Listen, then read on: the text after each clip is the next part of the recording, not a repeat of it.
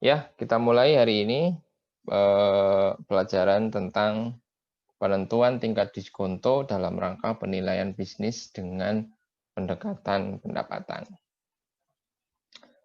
Saya coba mereview dulu ya, sedikit mereview tentunya untuk memperkuat konsep teman-teman bahwa ketika kita belajar penilaian bisnis, ya ini konsep ini harus benar-benar melekat bahwa nilai dari sebuah perusahaan adalah atau sama dengan nilai pasar dari seluruh kapital yang diinvestasikan. Ya, nilai pasar dari seluruh kapital yang diinvestasikan ke dalam perusahaan tersebut.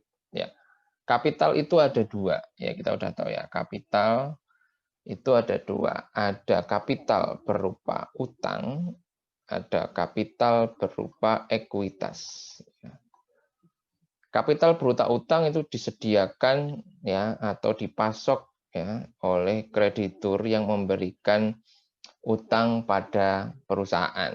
Sementara itu ekuitas itu disediakan oleh pemilik ya dengan menyetorkan atau membeli ya istilahnya menyetorkan modal dalam bentuk saham gitu ya. Nah, semua diukur menggunakan market value ya untuk menentukan berapa nilai bisnis dari perusahaan tersebut gitu. Dari sisi utang, nah ini yang mungkin juga saya perlu tegaskan kembali ya, dari sisi utang yang menjadi kunci itu sebenarnya adalah ini. Ini sorry. Ya, yang menjadi kunci sebenarnya adalah ini interest bearing debt ya atau utang berbeban bunga. Utang yang memiliki bunga itu intinya. Nah, utang yang berbeban bunga ini karena dalam penilaian bisnis itu mau nggak mau memang kita akan banyak berhubungan dengan akuntansi. Ya kan? Akan banyak berhubungan dengan akuntansi. Nah, akuntansi ini kan dalam prakteknya tentu teman-teman sudah belajar ya. Ini punya kebijakan bahwa segala sesuatu, katakanlah utang ya, itu bisa diklasifikasikan menjadi utang jangka panjang, ada utang lancar atau jangka pendek, gitu kan.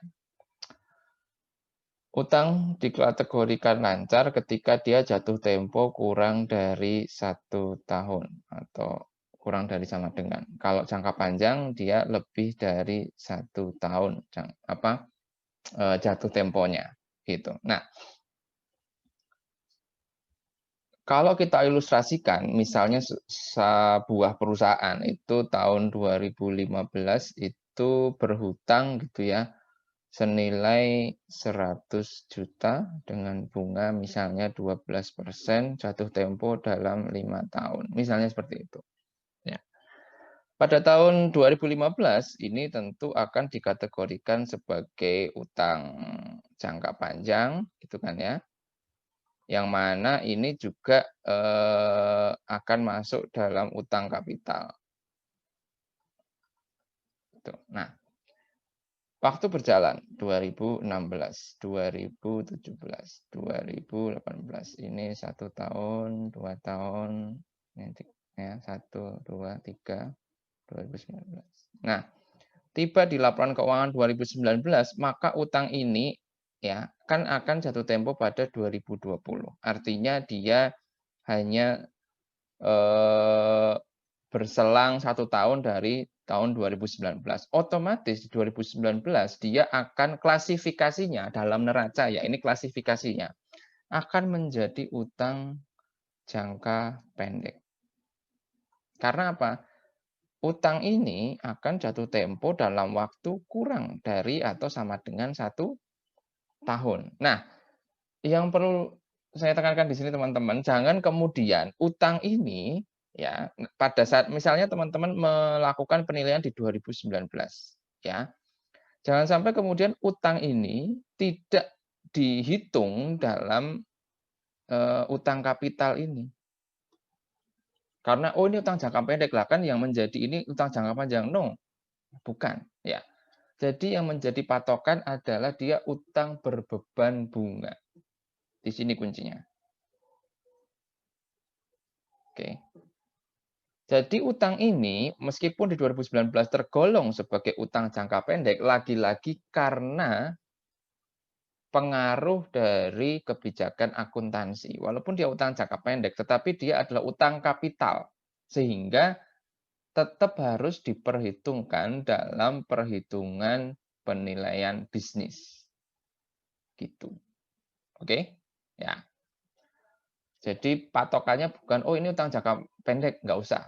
Terus nanti masuk sebagai working capital. Oh no, bukan. Jelas bukan. Ya.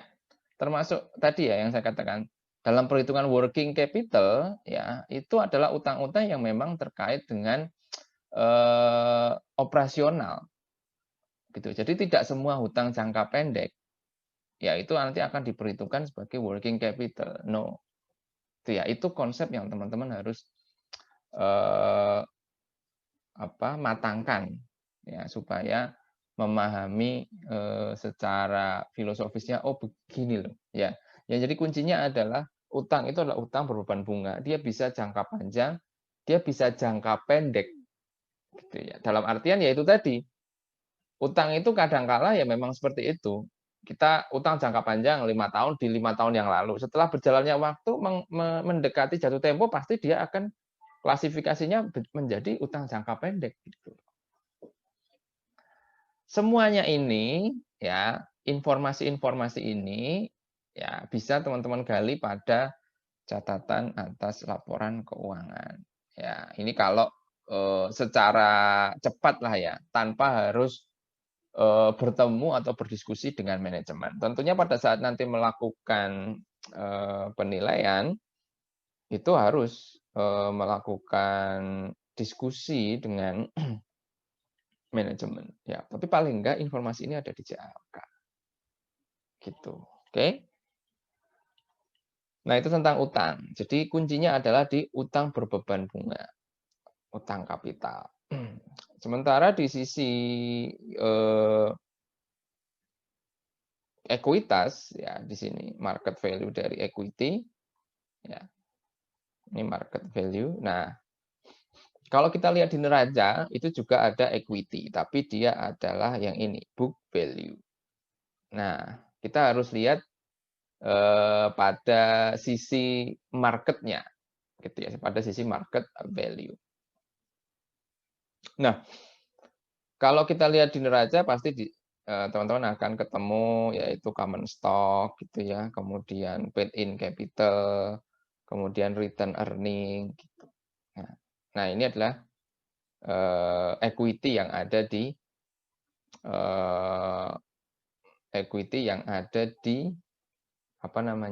neraca.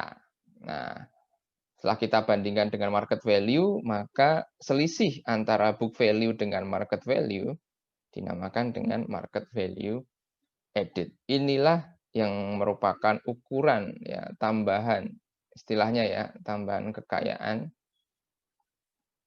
yang dimiliki atau yang berhasil dibentuk oleh perusahaan kepada pemegang saham. Itu istilahnya ya, dia sebagai tambahan kekayaan yang diciptakan oleh perusahaan ya, kepada pemegang saham. Ya menjadi punya saham itu memang bisa membuat seseorang menjadi lebih kaya ya dan lebih kaya lagi ya. Kalau saham yang dipegang itu harganya naik ya, capital gain-nya cukup besar. Besar lah gitu. Contoh kayak mungkin berita yang akhir-akhir ini ya, Elon Musk yang dia itu berhasil menjadi lebih kaya karena saham di Teslanya, ya saham Tesla yang dia pegang itu meroket gitu ya, karena mungkin apa namanya, kepercayaan dari masyarakat dunia atau masyarakat Amerika secara mayoritas gitu ya, pada prospek mobil listrik di masa depan. Apalagi Tesla ini termasuk, ya istilahnya revolusioner lah ya, dia membuat sebuah mobil listrik yang futuristik, super kencang gitu ya, dan dengan kapasitas baterai juga yang termasuk yang besar. Ya, bahkan bukan hanya di kendaraan pribadi, juga termasuk kendaraan komersial. Ada, truk ya, kemudian ada yang bentuknya aneh itu yang Cybertruck itu ya, yang, seperti mobil double cabin gitu ya. Kemudian ada yang kayak kontainer gitu ya. Kemudian ada roadster, ada SUV dan lain sebagainya dengan desain-desain yang, futuristik gitulah. Seperti itu, ya. Itu adalah konsep dari dunia penilaian, bisnis.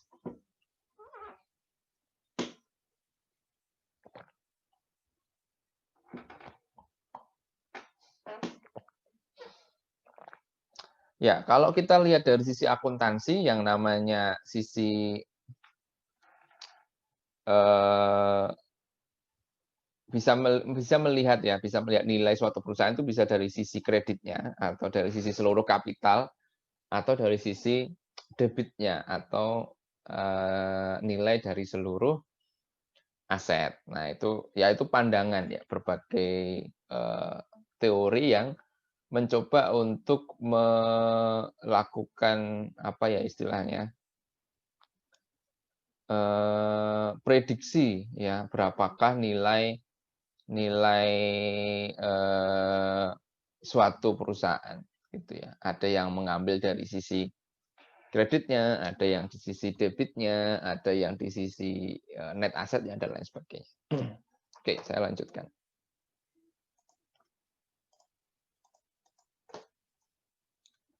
Nah, sekarang kita beranjak ke yang, nilai perusahaan berdasarkan income approach.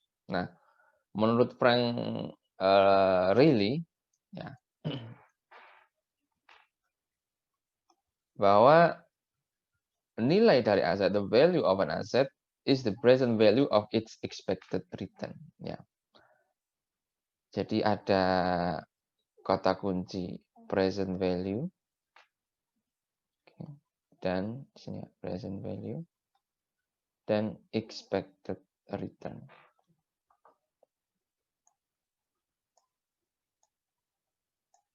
Present value dan expected, return. Nah, kita sering mendengar kata-kata, return ya, dalam investasi. Kenapa namanya return sih? Ya, kembali gitu ya, atau istilahnya itu adalah sebuah imbal balik. Kenapa namanya imbal balik? Ya, ini sejarahnya tentunya secara analogi gitu ya. Ketika kita melakukan investasi, ya mau nggak mau pasti kita memerlukan pengorbanan. Ya. Berupa apa? Pasti berupa sumber daya. Paling gampang berupa uang. Mau investasi di mana? Di tanah, ya harus beli tanahnya dulu. Ya kan? Mau investasi di saham, ya harus beli saham dulu. Mau investasi di apa misalnya, properti ya, Bitcoin misalnya, atau saham, atau mungkin di tanaman, ya bisa juga kan, tanaman kayak sekarang, Monstera King atau yang lain lah, yang kita tahu berita-berita sekarang ini sampai ada yang menukar koleksi tanaman dengan rumah gitu kan misalnya. Ya, untuk dalam rangka kita mendapatkan return atau pengembalian ya. Seperti itu. Karena di awal ketika berinvestasi kita mengeluarkan uang atau pengorbanan dengan harapan bahwa pengorbanan yang kita lakukan saat ini menghasilkan sebuah imbal balik di masa depan. Yang tentunya imbal balik ini kita pengennya akan lebih dari pengorbanan yang saat ini kita sudah buat. Nah, kan gitu ya. Seperti itu. Nah, nilai imbal balik inilah yang menjadi nilai dari suatu investasi. Apakah investasi itu bagus atau tidak? Ya, kita lihat dari imbal balik ini. Ya.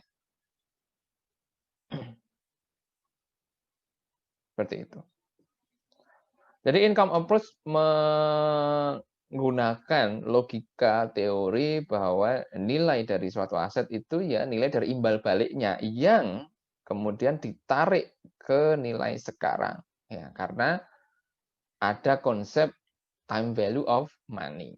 Nah, ketika membandingkan apakah investasi bagus itu atau tidak, ya kita harus membandingkannya dengan pengorbanan saat ini. Time frame-nya harus disesuaikan. Masa depan ditarik ke masa kini dulu. Ya, untuk dibandingkan nilainya supaya apple to apple istilahnya gitu. Ya kan? Karena ada time value of money. Oke. Gitu ya.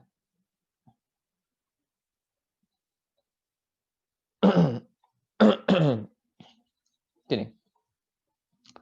Kemudian untuk mengkonversi estimated stream of return atau aliran dari return ini menjadi sebuah nilai atau suatu surat berharga, maka Anda harus mendiskontokan aliran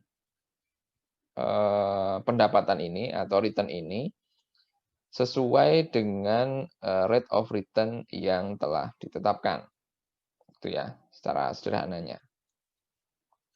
Maka dalam proses penilaian menggunakan income approach ada dua kunci. Ya, yang pertama adalah bagaimana kita menentukan aliran return-nya atau ini yang nanti kita akan kalkulasikan sebagai free cash flow. Oke. Sedangkan faktor yang kedua yang penting adalah required rate of return atau yang akan kita bahas pada hari ini sebagai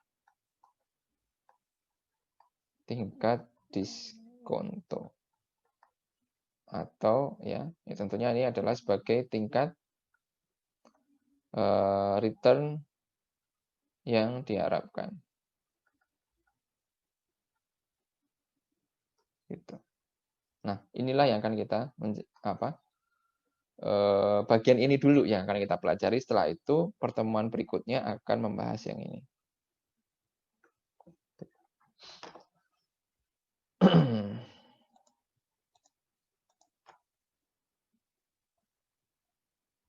Oke. Nah, di sini. Ini adalah bagian yang membreakdown ya secara lebih rinci komponen-komponen yang mempengaruhi nilai suatu bisnis dalam pendekatan pendapatan.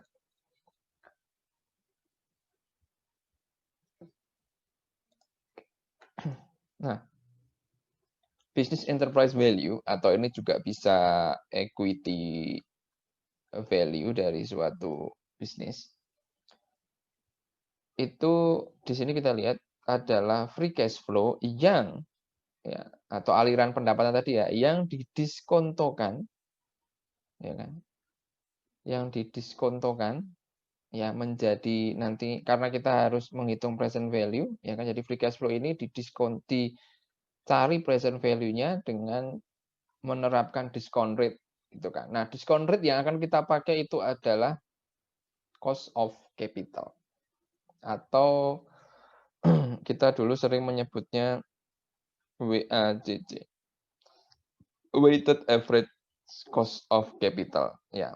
Atau sebenarnya ya cost of capital yang sesuai gitulah intinya. Nah, cost of capital ini dipengaruhi, ini bisa WACC atau cost of equity ya. Nanti akan saya jelaskan. Ini atau ya. Cost of capital itu dipengaruhi oleh nilai cost of equity, cost of debt, dan tingkat leverage. Atau leverage itu semacam ini ya, rasio utang dalam struktur kapital, istilahnya kayak gitu.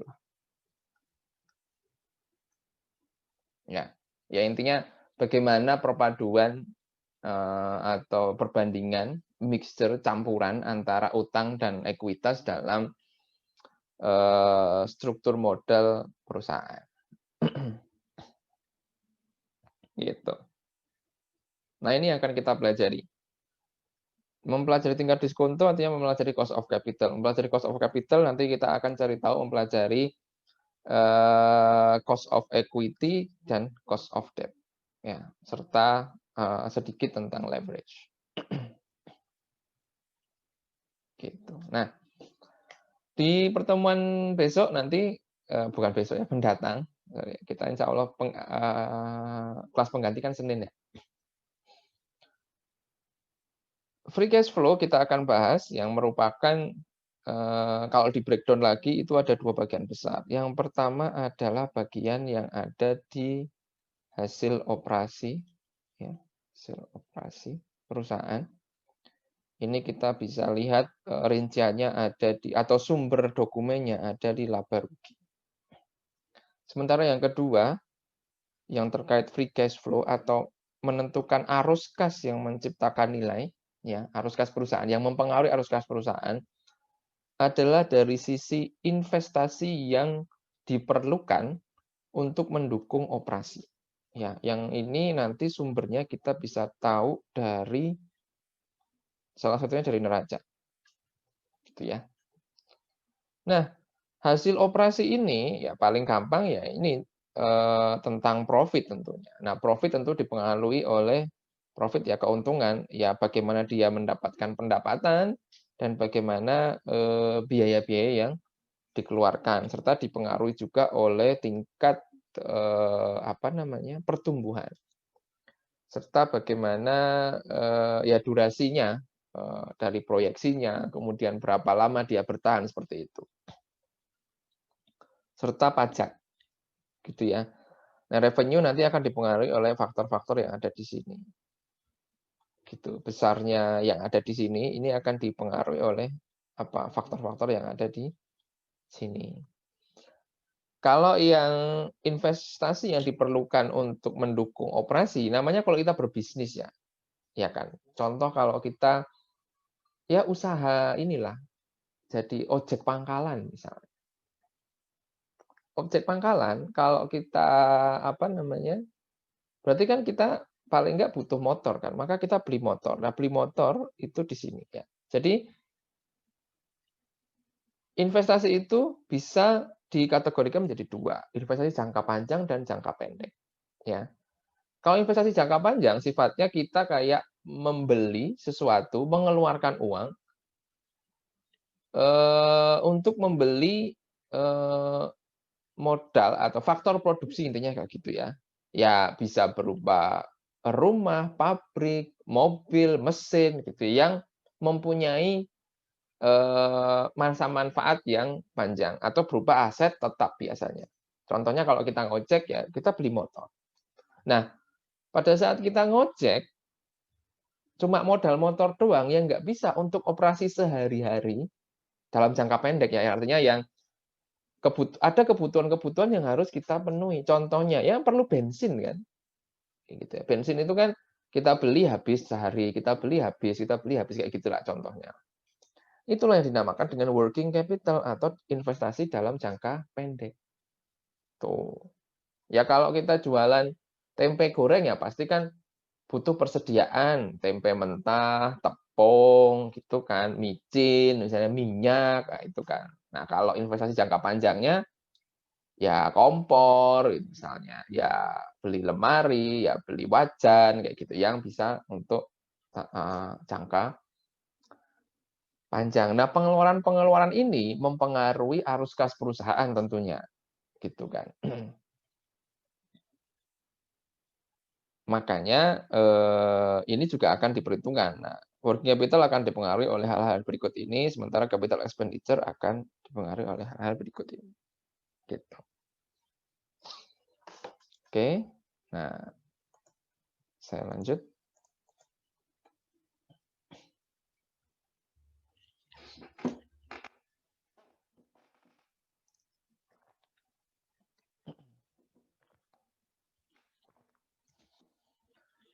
Discount rate tadi selain mencerminkan, return, ya, itu juga mencerminkan risiko. Karena kita tahu antara risiko dan return itu adalah dua hal yang selalu berdampingan, selalu kayak bayangan gitu ya, selalu mengikuti kemana return pergi, kemana risk pergi itu mereka selalu berdampingan. Ketika katakanlah risikonya tinggi, maka investor meminta return yang lebih tinggi. Ada namanya premi risiko intinya gitu. Ketika kita atau investor ya itu masuk dalam investasi yang berisiko tinggi, pasti ada premi risiko yang dia minta. Premi risiko itu tambahan return yang dia minta atas tambahan risiko yang dia ambil. Pokoknya kalau saya ambil risiko yang lebih tinggi, ya saya mau return yang lebih tinggi, intinya kayak gitu. Termasuk ketika risiko rendah, ya return-nya akan berkurang, atau secara psikologis dia tidak meminta premi resiko tentunya, karena ya resikonya rendah ya sudah terima itu return-nya rendah gitu. Seperti itu.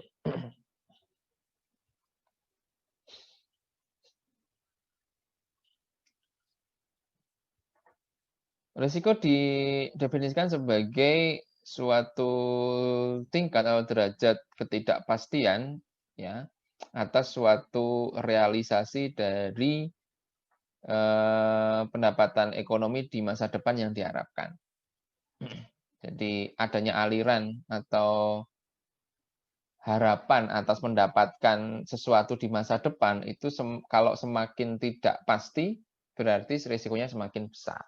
Tidak pasti itu ya ada kemungkinan nggak dapat apa-apa intinya gitu. Tapi kalau kemungkinannya kita sudah bisa pastikan, ya itu pasti return-nya rendah. Atau karena risikonya rendah, pasti return-nya rendah. Ya, semakin tinggi ketidakpastian, perusahaan dalam menghasilkan income, maka semakin tinggi return yang diharapkan. Maka semakin kecil present value yang dihasilkan dari perusahaan tersebut ya. Present value atau nilainya itu maka akan semakin kecil. Ya, jadi discount rate itu juga mencerminkan risiko.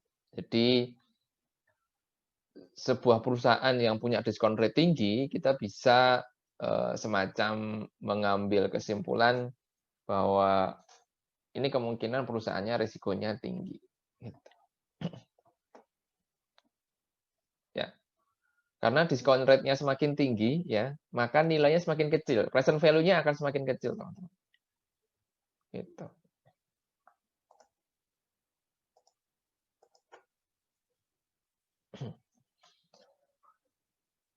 Secara basic formula kan seperti ini nanti ya untuk pendekatan pendapatan. Nah, yang kita nanti menjadi fokus adalah di sini di penyebut ya. Kalau kita pendapatan kan di sini ada cash flow, ini free cash flow.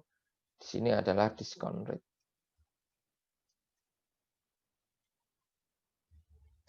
Gitu.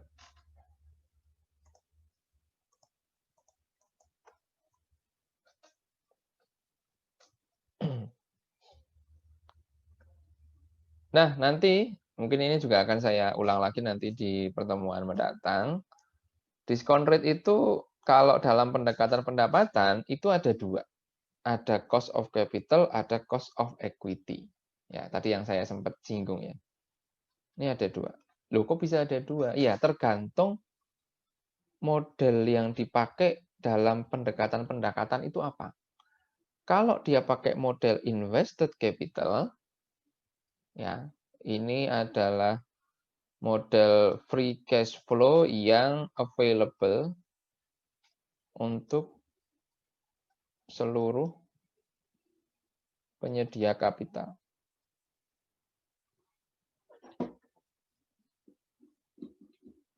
Bentar ya.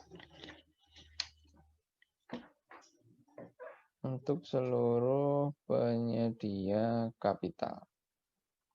Baik itu penyedia kapital berupa utang maupun ekuitas. Maka dalam diskon rate-nya dia harus memasukkan unsur biaya kapital dari utang dan biaya kapital dari ekuitas. Makanya kalau pakai invested capital, diskon rate yang dipakai adalah cost of capital, yang mana ini terdiri dari cost of debt dan cost of equity. Tapi kalau model yang dipakai adalah ekuitas, ya, kalau invested capital nanti akan menghasilkan firm value ya. Firm value, tapi kalau ekuitas akan menghasilkan equity value. Nah, kalau yang dipakai adalah ekuitas, maka dia menggunakan free cash flow yang available to only common stockholder. Nah, gitu. Free cash flow available to only common stockholder. Makanya ketika kita mempresent value-kan free cash flow ini, tingkat diskonto atau diskon rate-nya itu hanya menggunakan cost of equity saja. Ya, ini cost of equity saja. Ya, ini bedanya dengan ini. Gitu. Ya. Jadi harus match antara model yang digunakan, free cash flow yang digunakan, dan diskon rate yang digunakan.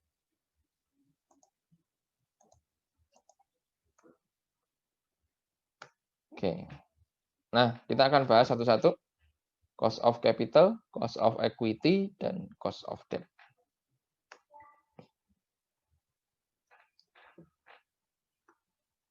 Oke. Cost of capital itu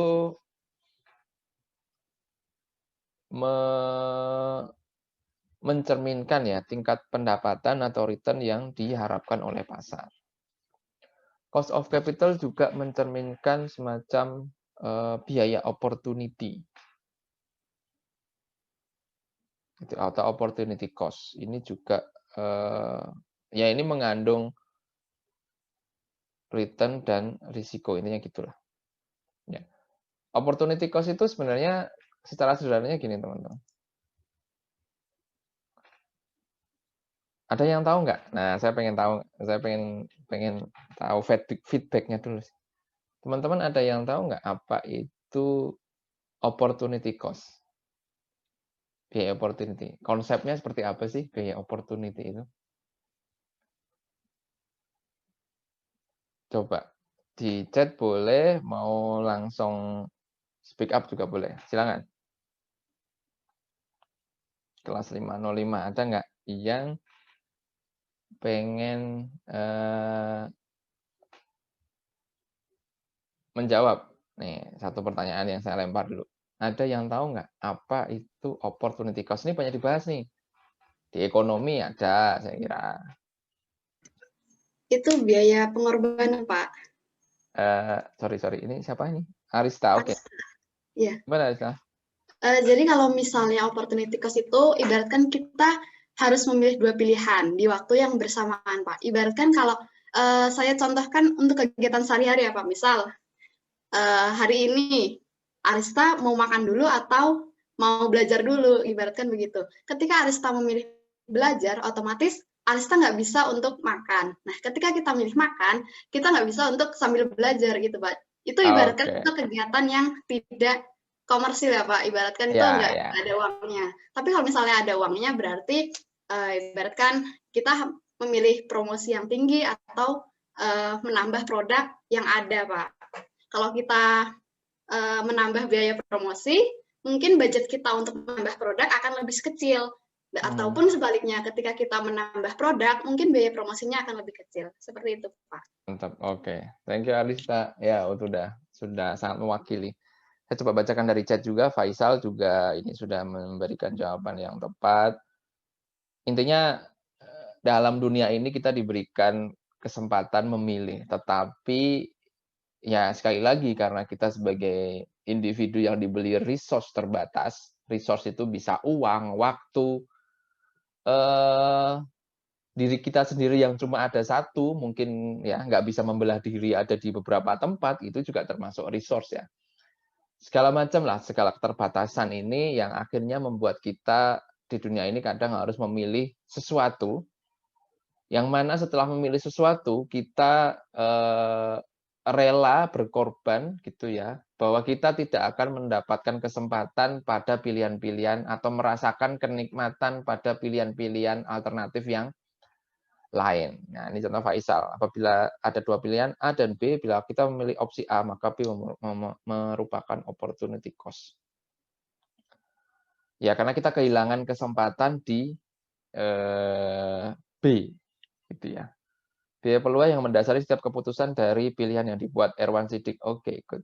Alvindo, biaya pilihan itu hilangnya keuntungan suatu opsi dari memilih opsi lain. Good, keren. Oke, seperti itu ya. Ada yang waktu itu sempat bertanya, misalnya begini, loh, kalau kita punya pilihan investasi, misalnya kita punya uang 1 miliar dengan, misalnya ada pilihannya A, B, C, dan D. Ini 1 miliar, gitu ya. Kalau misalnya 1 miliar ini kita taruh di A, ya, segampangnya ya, maka kita kehilangan kesempatan untuk menikmati hasil investasi di B, C, dan D. Loh kan bisa ini kita bagi A seperempat, B seperempat, C seperempat, D seperempat. Kan dapat semuanya. Ya nggak gitu juga. Katakanlah dalam dunia ini cuma ada 4 pilihan dan teman-teman bisa memilih semuanya, tetap ada opportunity cost yang hilang. Apa itu? Siapa tahu, ya bisa jadi B ini akan menghasilkan loss. C menghasilkan loss. Sehingga kita kehilangan kesempatan memperoleh keuntungan maksimal. Padahal kalau kita cuma milih A, mungkin keuntungan kita justru akan lebih besar dibandingkan kita harus nyebar kayak gini, memilih semua, tapi di sini malah gara-gara memilih ini, maka kita mengalami loss di B dan C. Istilahnya kayak gitulah. Tetap di dunia pasti ada biaya kesempatan atau opportunity cost gitu ya. Nah, terima kasih itu jawabannya yang keren-keren teman-teman 505. Nah, cost of capital terdiri dari cost of debt atau biaya utang dan cost of equity itu ya. Cost of debt biasanya diukur, ini paling gampang, adalah tingkat bunga pinjaman. Biasanya kita akan ukur ini merefer pada tingkat suku bunga, misalnya gitu ya. Tergantung dari tipe pinjamannya. Ya, kalau dia ngutangnya itu ke bank, gitu ya, ya kita lihat tingkat suku bunga bank pada waktu itu ketika memberikan kredit kepada korporasi. Tentunya. Nah, jangan kemudian kita pakai tingkat bunganya suku bunga KPR gitu ya. Ini nggak cocok karena KPR ini adalah suku bunga untuk konsumer ya, atau konsumen untuk individu untuk keperluan konsumsi gitu biasanya berupa apa namanya pembelian rumah gitu ya, atau mungkin kredit kendaraan bermotor KKB ya, itu ya nggak tepat. Tentunya kita lihat bagaimana tingkat suku bunga bank misalnya ketika memberikan kredit untuk korporasi rata-rata berapa.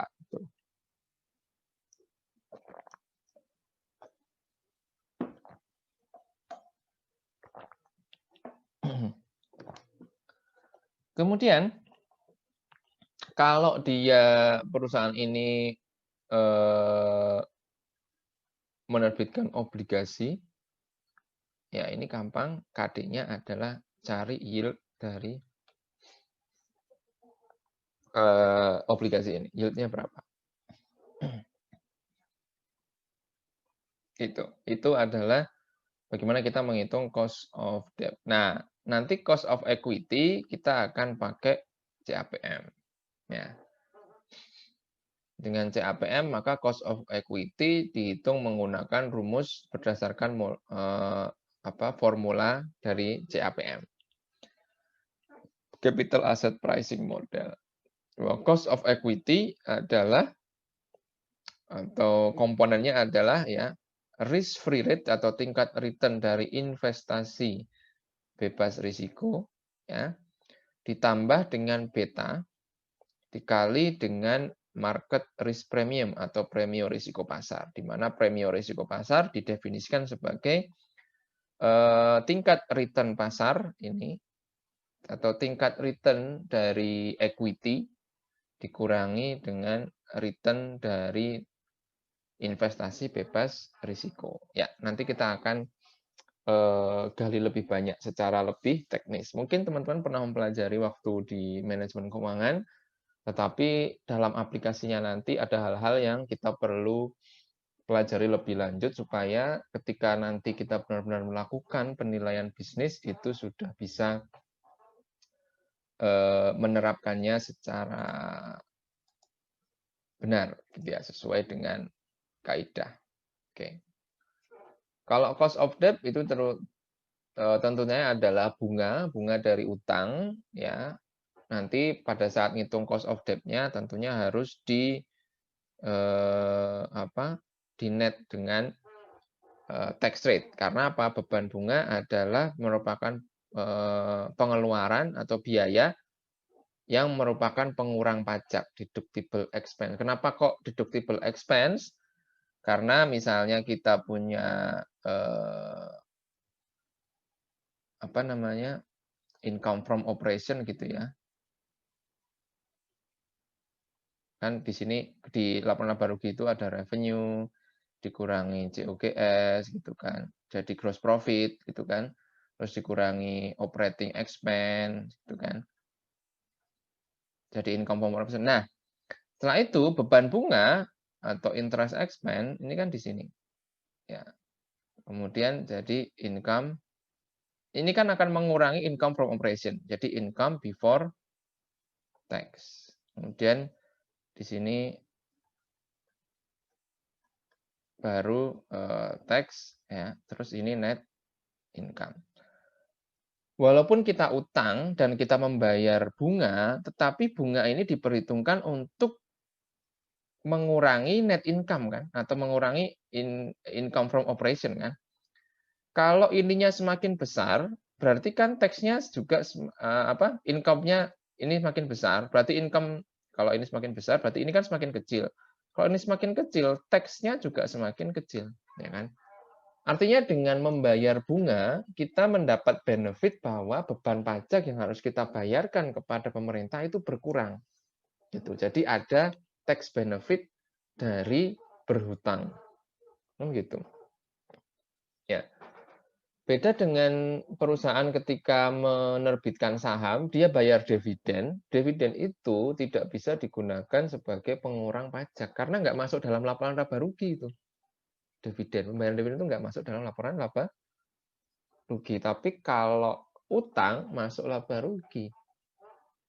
Dan gara-gara ada beban utang, pendapatannya berkurang, pajaknya juga berkurang karena pajak kan fungsi atau dikalikan rate dari pendapatan bersih sebelum pajaknya kan gitu.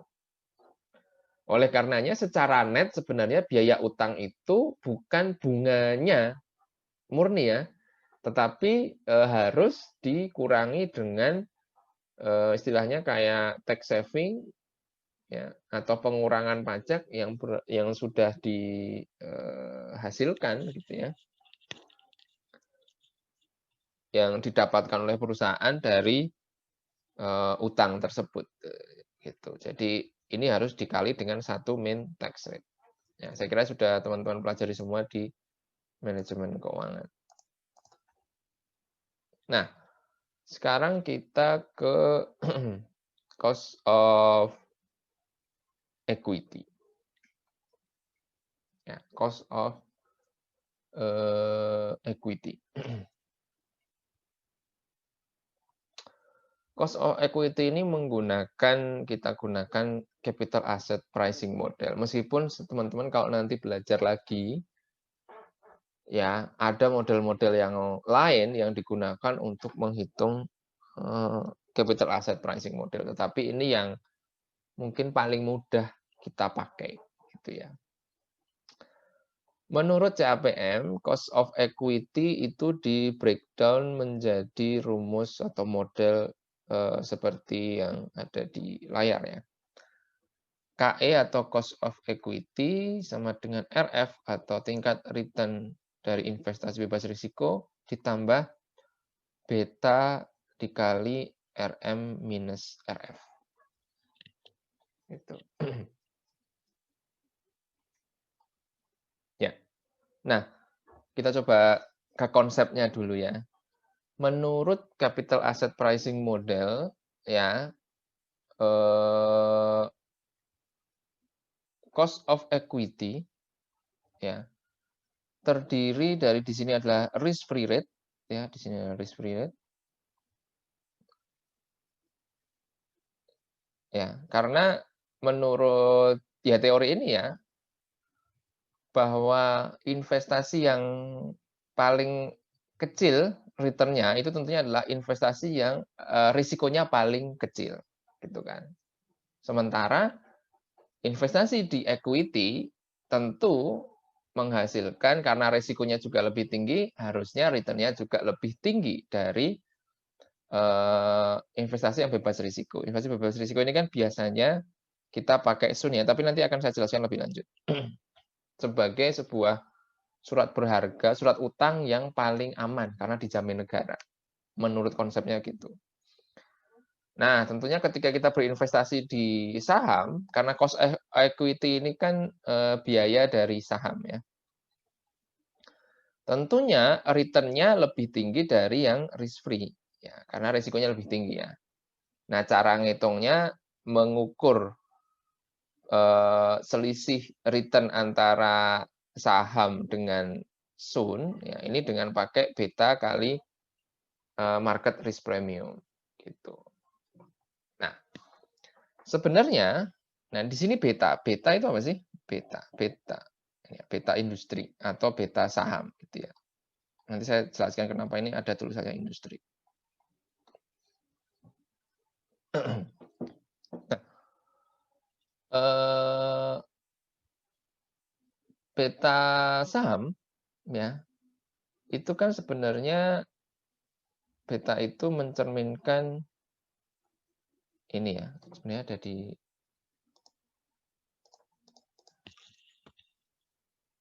di sini. Beta itu mencerminkan atau mengukur volatilitas atau fluktuasi gitu ya.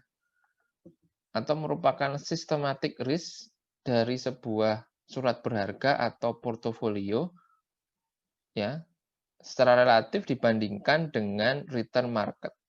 Jadi ketika perusahaan memiliki beta sama dengan 2, artinya ketika secara umum ya market atau pasar saham ya ketika equity market itu secara umum ya itu menghasilkan return 3%, maka perusahaan ini sahamnya akan misalnya ini naik 3%, maka dia akan naik 6%, 3 kali 2. Ya. Kalau marketnya minus 2%, maka dia minus 4%.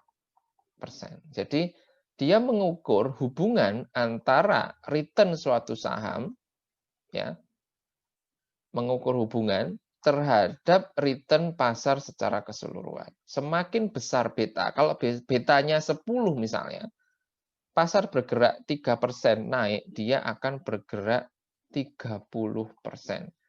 Tapi kalau dia minus 10% di sini, ya, misalnya, maka dia akan bergerak minus 100% misalnya gitu. Katakanlah begitu ya. Sehingga ukuran beta itu menjelaskan tentang ukuran risiko suatu saham. Kalau betanya kecil, misal betanya 0,02, ya berarti misalnya ini bergerak terlalu susah, 0,5 gitu aja ya. Ini misalnya bergerak 6%, maka dia hanya bergerak 3%. Kalau ini turun 10%, maka dia cuma turun 5% kayak gitu. Ya. Semakin besar beta, maka risikonya juga semakin tinggi ya, karena dia mengukur sensitivitas pergerakan pasar terhadap sahamnya itu sendiri. Return-nya akan bergerak seperti apa, gitu ya. Itu beta. Nah, kita lihat di sini ada kata-kata dia merupakan risiko sistematik. Gitu ya. Nah, ngomong-ngomong tentang risiko, nah dalam CAPM ya di sini ya, ini merupakan representasi sebuah risiko sistematik. Nah, teman-teman pasti ingat tentunya lah ya. Dalam pasar modal, ya, ketika kita berinvestasi, itu ada dua macam risiko kan. Ada risiko sistematik dan risiko tidak sistematik. Nah, sekarang saya lempar pertanyaan yang kedua. Ada yang masih ingat nggak perbedaan antara risiko sistematik dengan risiko tidak sistematik? Yuk, silakan.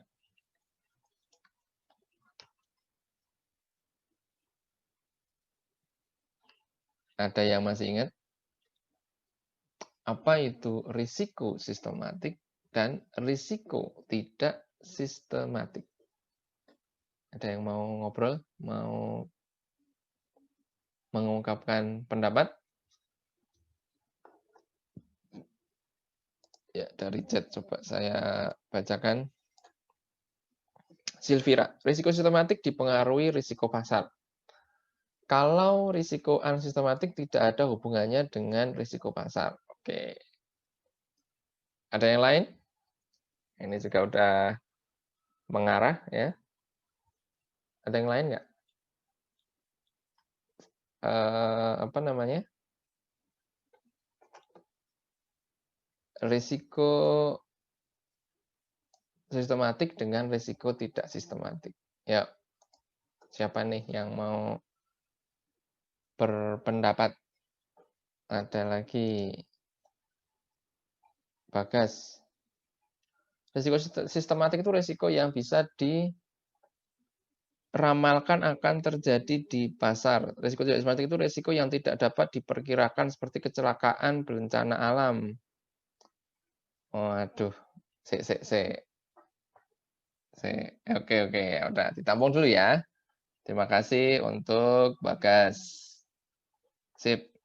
Tommy, kalau risiko sistematik, risiko yang tidak dapat dihindari ya. Kalau sementara risiko sistematik, mungkin ini tidak sistematik kali ya, Tommy. Ini kurang tidak. Risiko yang dapat dihindari dengan cara diversifikasi. Good. Sip. Tommy. Alfani. Risiko tidak sistematik bisa dikurangi dengan diversifikasi, sedangkan risiko sistematik tidak bisa dikurangi dengan diversifikasi. Oke. Good. Mantap. Deborah, risiko sistematik berasal dari pasar, sedangkan risiko unsistematik berasal dari dalam perusahaan. Oke. Good. Ya.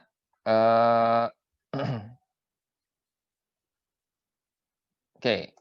Ya. Saya sekarang coba elaborasi ya.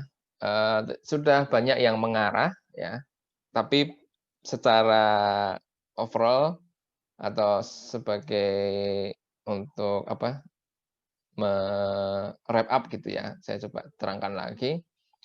bahwa resiko sistematik itu adalah resiko yang tadi tidak ada yang bilang tidak bisa dihindari oleh seluruh pelaku pasar. Ya, karena dia berhubungan, karena dia sekali nyemplung ke pasar itu pasti kena resiko sistematik. Di mana resiko ini tidak bisa dieliminasi ya dengan cara diversifikasi. Resiko sistematik itu contohnya apa? Contohnya sebenarnya banyak. Kayak krisis keuangan, ya. Kemudian perang, gitu ya. Kemudian adanya krisis, ada gejolak politik misalnya. Ada pandemi, ya, pandemi yang melanda di suatu negara. Artinya dia secara umum akan mempengaruhi seluruh sektor, ya. Karena mempengaruhi seluruh sektor, otomatis seluruh pelaku pasar akan terpengaruh. Ya. Karena seluruh pasar terpengaruh, maka seluruh pelaku pasar kolaps, pasar pun akan jadi kolaps. Gitu ya. Jadi sebenarnya gini, resiko pasar, resiko sistematik itu yang membentuk adalah ya sebenarnya seluruh ya yang berperan dalam membentuk resiko pasar. Jadi ini ada kayak timbal balik gitu ya. Itu adalah seluruh pelaku pasar itu sendiri, seluruh anggota pelaku pasar. Jadi seluruh perusahaan yang ada di pasar saham sebenarnya dialah yang mengkontribusi terhadap kemajuan atau kehancuran suatu pasar. Jadi gitu. Ya, sebenarnya risiko pasar itu dibentuk oleh seluruh pelaku pasar itu sendiri sebenarnya gitu, teman-teman. Kalau secara logikanya. Jadi misalnya begini. Ada pandemi, ya kan? Pandemi itu mempengaruhi seluruh bisnis perusahaan yang menjadi pelaku pasar. Yang menjadi yang seluruh perusahaan yang di bursa gitulah. Otomatis bisnisnya rontok. Ya, semuanya rontok. Nah, karena rontok investor cabut. Ya kan? Investor cabut kan dari semuanya tadi. Nah, karena rontoknya bareng-bareng, pasar ambrol. Gitu ya. Dan itu menjadikan semuanya ngefek karena sebagian besar ambrol gitu loh. Nah, itulah resiko pasar. Jadi yang membentuk resiko pasar sebenarnya juga disumbang juga oleh si perusahaan itu, tetapi akibat faktor yang memang mempengaruhi seluruh pasar. Dan sekali kita nyemplung ke pasar itu tidak bisa dihindari. Gitu ya. Itulah resiko pasar. Gejolak politik, perang, krisis itu pengaruhnya kan ke seluruh pelaku pasar. Ya, mau itu investor, mau itu perusahaan itu sendiri ya pasti akan kolaps. Pasti akan kolaps. Itu resiko pasar secara umum ya. Ada krisis, ada apa itu pasti gitu. Dan dia tidak bisa didiversifikasi karena ya itu tadi mempengaruhi seluruh pelaku pasar. Kita mau investasi memegang seluruh emiten pun di dalam pasar itu tetap kena karena apa ya semuanya anjlok gitu. Sementara untuk risiko tidak sistematik ya dia ini risiko yang mungkin hanya berpengaruh ya mungkin hanya berpengaruh di industri atau perusahaan tertentu saja.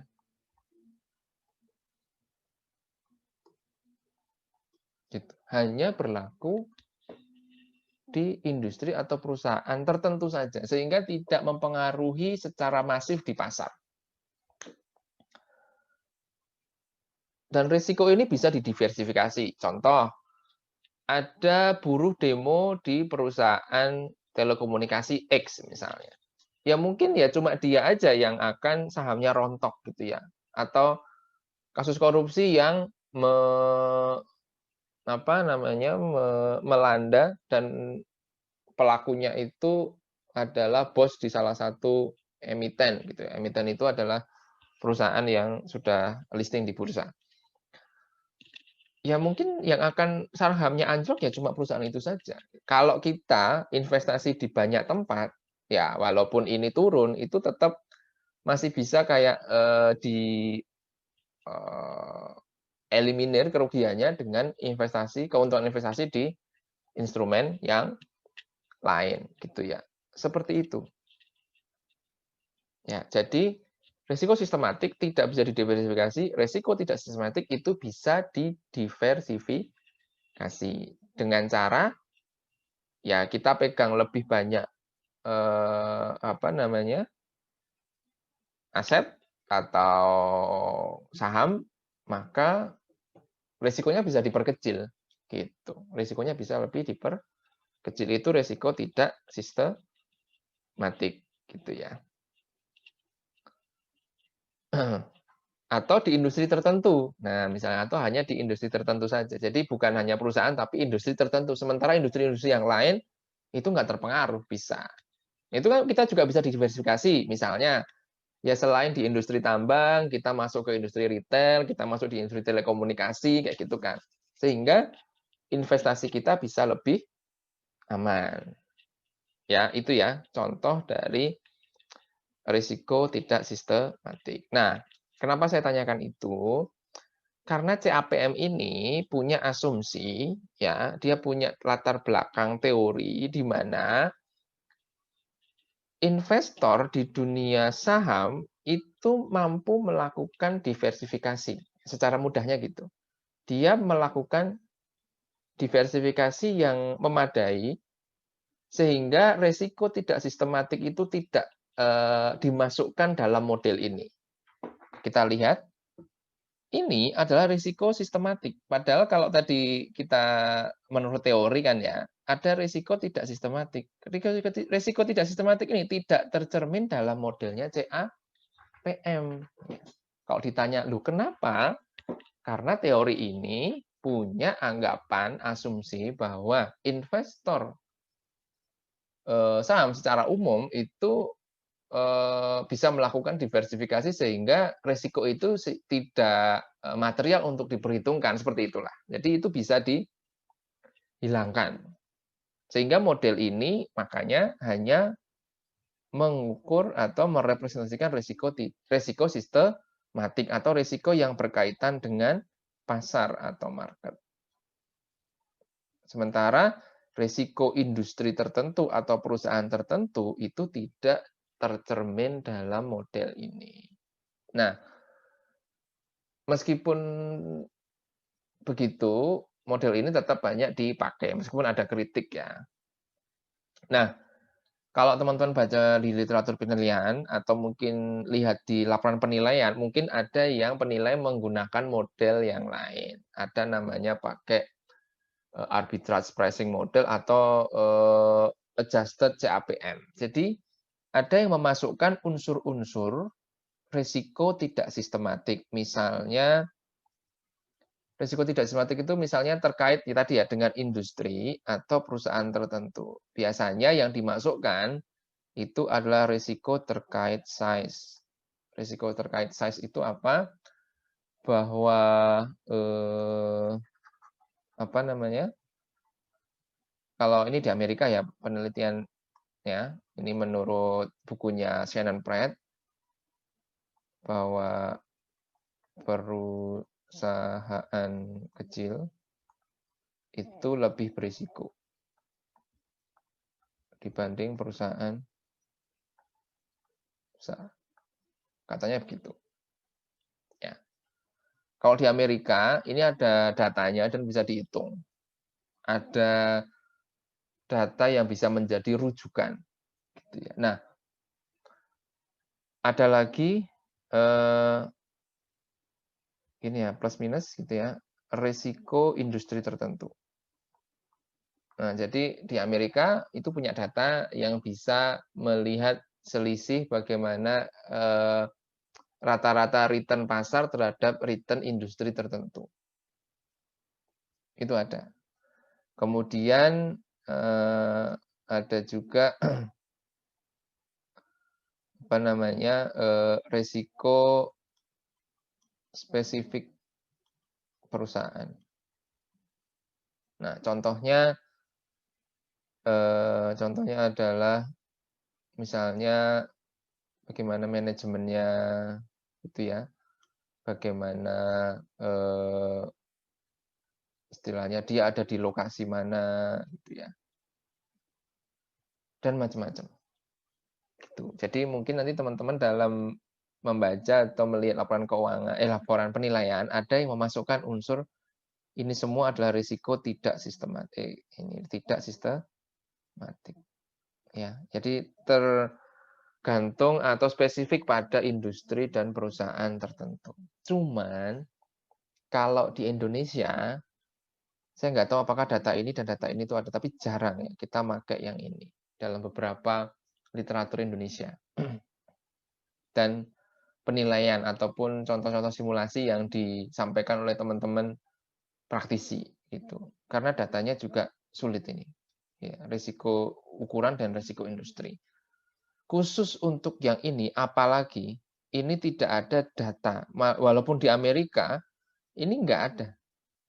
Ini semua, kata Shannon Pratt dan kata Damodaran, itu adalah judgement dari penilai. Gitu.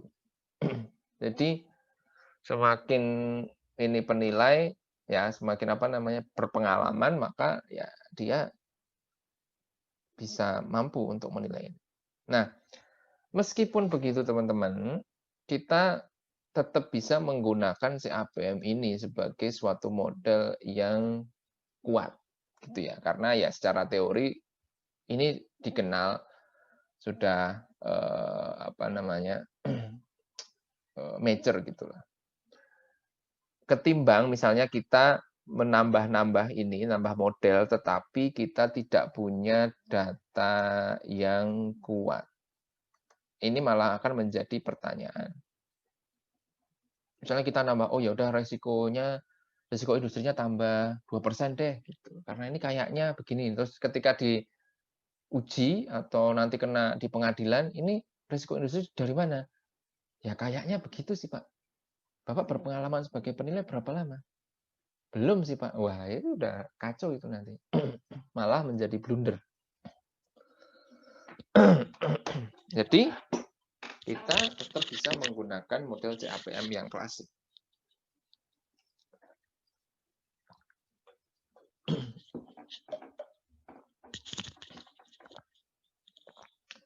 Nanti ketika teman-teman belajar lebih banyak lagi, itu butuh banyak literatur dan praktek ya, serta dari jurnal-jurnal. Kita bisa, teman-teman bisa menggali bagaimana menyusun cost of equity yang lebih cocok ketika kita melakukan penilaian di Indonesia. Oke, ini saya hapus dulu. Oke, ya sekarang kita fokus pada model CAPM yang ini dulu. Ya. Mulai dari yang pertama, risk free rate.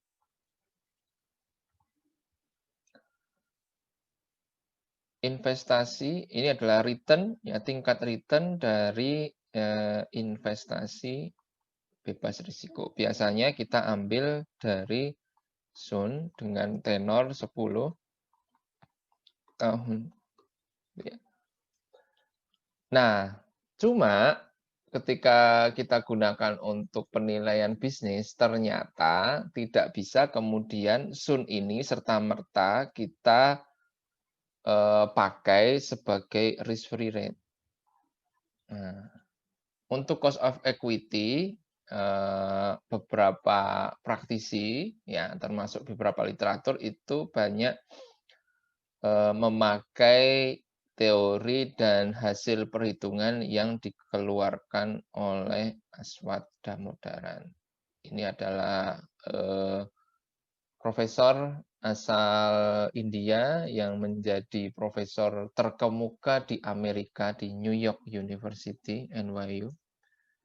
Di fakultasnya adalah Stern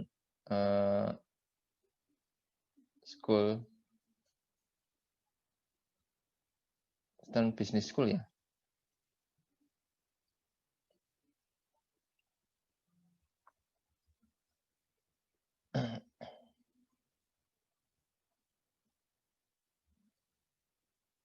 Seperti itu ya.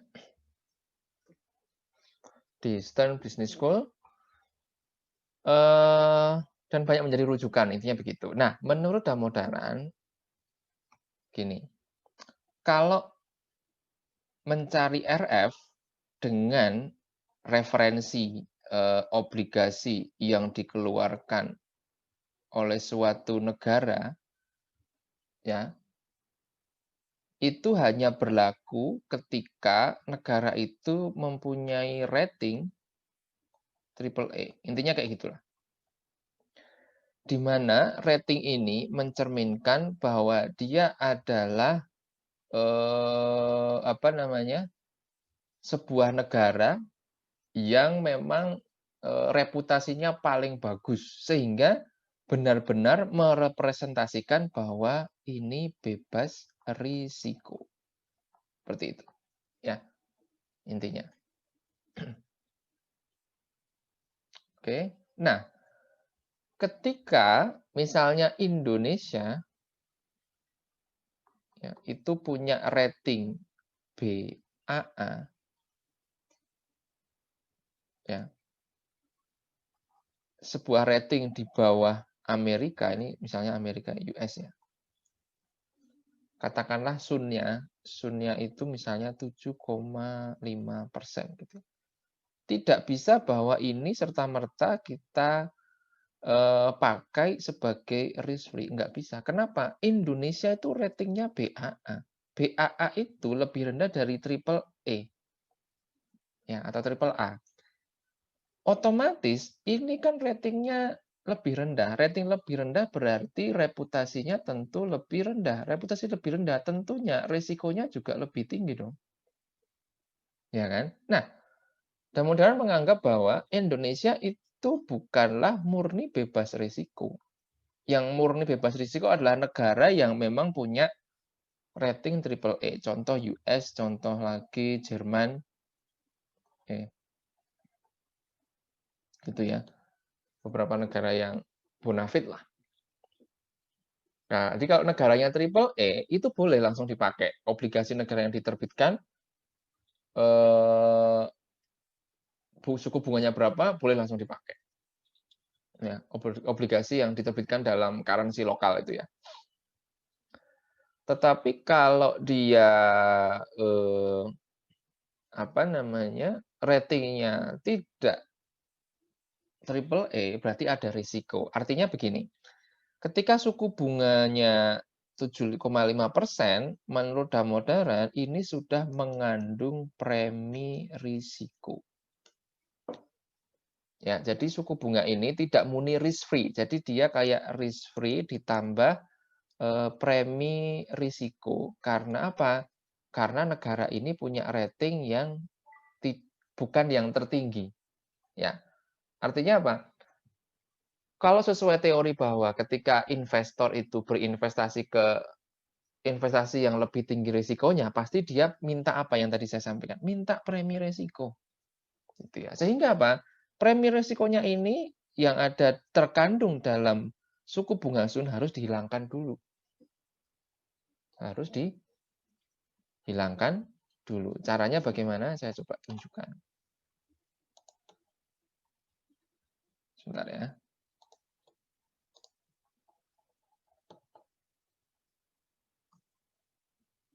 Saya share screen dulu. Nah, ini ada di page-nya Damodaran. Jadi dia itu, teman-teman kalau searching, googling, itu nyari risk free rate Damodaran, atau cost of equity Damodaran, atau equity premium Damodaran, gitu pasti nanti ketemu. Ya. Atau nanti linknya juga akan saya share. Jadi di sini ada list negara, jadi dia setiap periode itu kayak nge-share hasil hitung-hitungan dia. Ya, tapi dapurnya di sini tidak di-share ya. Saya cuma di bukunya sih ada rumus-rumusnya, tetapi kalau hitung-hitungannya yang ini sebagian ada sih yang di sini. Ya, bisa download Excel-nya ya, sebagian ada sih di sini ya. Nah, ini contohnya. Jadi dia mendata gitu ya, sekian banyak negara, termasuk di dalamnya adalah Indonesia di sini. Ya. Dan menghitung di sini terlihat ratingnya, rating. Terus ada namanya rating based default spread. Nanti akan saya jelaskan ini apa. Kemudian ada total equity risk premium. Paling kanan ada country risk premium. Oke. Saya akan jelaskan. Nah, begini.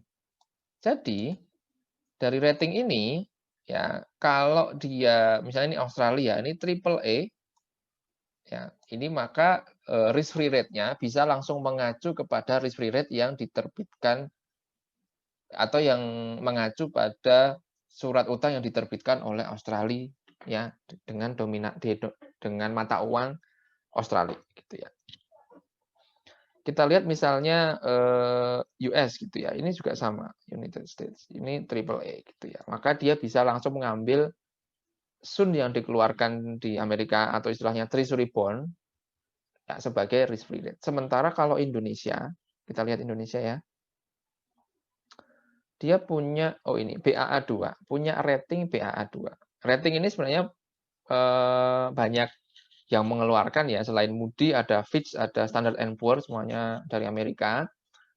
Cuma si Damodaran pakai dasarnya si Moody ini ya, semuanya sudah terpercaya lah intinya gitulah. Nah, si Indonesia dengan rating BAA2 itu ada, sorry saya naikkan dulu untuk lihat ini, nah, rating based default spread. Apa itu rating based default spread? Ini semacam premi risiko ya, premi risiko berdasarkan rating ya, yang menjadi selisih return ya antara negara triple A dengan negara yang punya rating tertentu gitu. Jadi ini premi risikonya. Dia udah ngitungin premi risiko dari tiap negara. Dia udah ngitungin ya. Nah, tinggal kita lihat di Indonesia, misalnya gitu ya, Indonesia 1,68. Berarti ketika nanti kita dapat SUN, misalnya SUN 10 tahun, itu rate-nya misalnya 7,99%, misalnya gitu ya. Maka ini harus dikurangi dulu dengan angka 1,68% untuk menghasilkan risk free rate. Tadi risk free-nya kalau 7,99 dikurangi ini 6,31%, kayak gitu. Sebagai ukuran risk free rate. Nah, ini adalah data yang terupdate di Januari. Nanti teman-teman coba setahu saya Damodaran itu setiap periode dia ngeluarin. Jadi teman-teman nanti bisa lihat kalau mau menilai sesuaikan dengan tanggalnya. Jadi dia kan ngeluarin secara periodik nih, setahu saya ya. Nanti disesuaikan dengan tanggal penilaiannya. Jadi misalnya, aku harus cari tahu bagaimana rating Indonesia di tahun ini dan berapa default spread-nya gitu ya. Rating based default spread-nya berapa di tanggal ini gitu. Biasanya ada ya, ada dia keluarin biasanya gitu. Ya. Nanti bisa dilihat lah, bisa dilihat ya. Itu. Nah, ini ya cara mencari risk free rate. Gitu caranya. Jadi harus dikurangi dulu dengan default spread atau premi resiko dari suatu negara. Gitu. Semakin jelek reputasi negaranya, preminya semakin besar. Contohnya ini Irak, ya kan, dengan kondisi yang mungkin kurang stabil, preminya sampai 6,63 gitu ya. Negara yang kurang berkembang itu pasti preminya lebih tinggi. Gitu. Ini kalau Jerman preminya 0 karena dia sudah triple A. Itu. Misalnya Jamaika 4,86%. Israel 0,62% misalnya. Ya. Irlandia 0,75%. India 1,95, lebih tinggi dari kita. Hong Kong 0,53%, dan seterusnya. Oke, sudah ya, berarti risk free rate kita udah clear.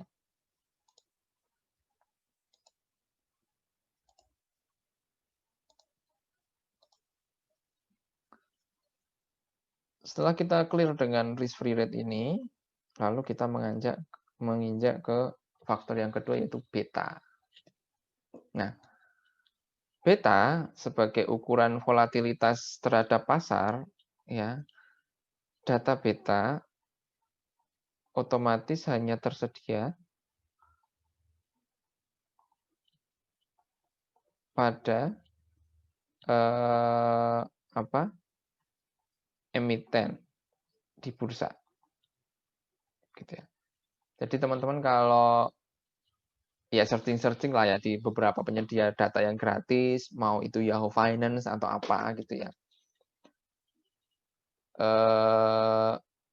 pasti ketemu data beta, ya pasti ketemu data beta. Tetapi bagaimana pada saat kita menilai perusahaan tertutup?